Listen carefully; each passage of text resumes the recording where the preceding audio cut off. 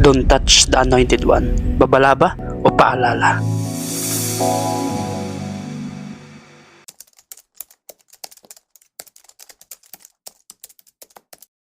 Malimit nating naririnig ang linyang ito. Madalas, ginagamit kapag may pinupuna, may kinukorek, o may tinatanong. Ngunit, gaano nga ba ito katotoo? At higit sa lahat, kanino ba talaga ito sinasabi? Ang linyang ito ay galing sa Bible. According sa Psalms chapter 105 verse 8, "Do not touch my anointed ones, do my prophets no harm." Sa kontekstong ito, pinoprotektahan ng Diyos ang kanyang mga pinili laban sa mga pisikal ng pananakit at pag-uusig dahil may pagkakataon na ang mga pinili ng Diyos ay humaharap sa mga ganitong sitwasyon. Take note, sa mga instances namang na ganito, hindi po ito lisensya para hindi na magpaliwanag, hindi na tumanggap ng correction o hindi na managot. Halimbawa na lamang, si David at si King Saul. Si Haring Saul ay tunay na anointed. Pinahiran ng Diyos, pero nagkamali siya.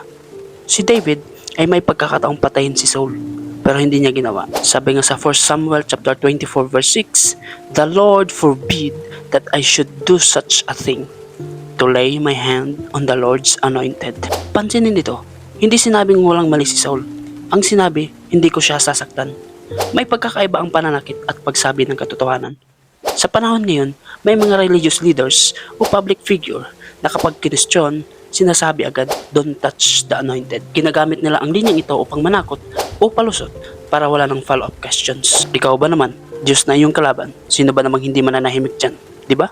Pero kung titingnan natin to sa mas malawak na lente, may mga whistleblowers, reformers, at mga truth tellers na nagsasalita hindi para manira, kundi para itama ang mali. Marami sa kanila tinatawag na rebelde, suwail, at masama. Pero ang layunin nila, katotohanan, hindi kapangyarihan. Tandaan, ang Bible mismo ang nagturo sa atin ng accountability. Sabi nga sa Galatians chapter 2 verse 11, "Paul opposed Peter to his face because he was clearly wrong." Si Pedro ay apostol, anointed, pero kinorek siya ni Pablo. Hindi siya sinabihan, "Don't touch the anointed." Sa halip, katotohanan ang nanaig. Ang tunay na don't touch the anointed ay hindi huwag magtanong, huwag mag-isip, huwag magpuna, kundi huwag manira, huwag manakit, at huwag magmalabis.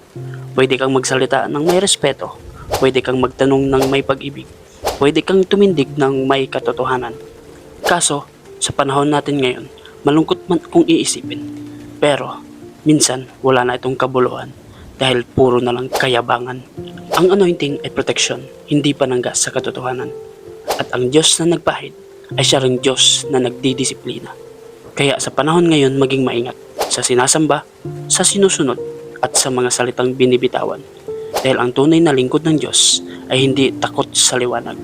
Ang katotohanan ay hindi kaaway ng anointing. Ito ang patunay nito.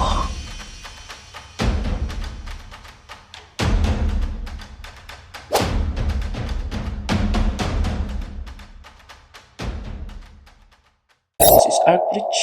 See you. God bless.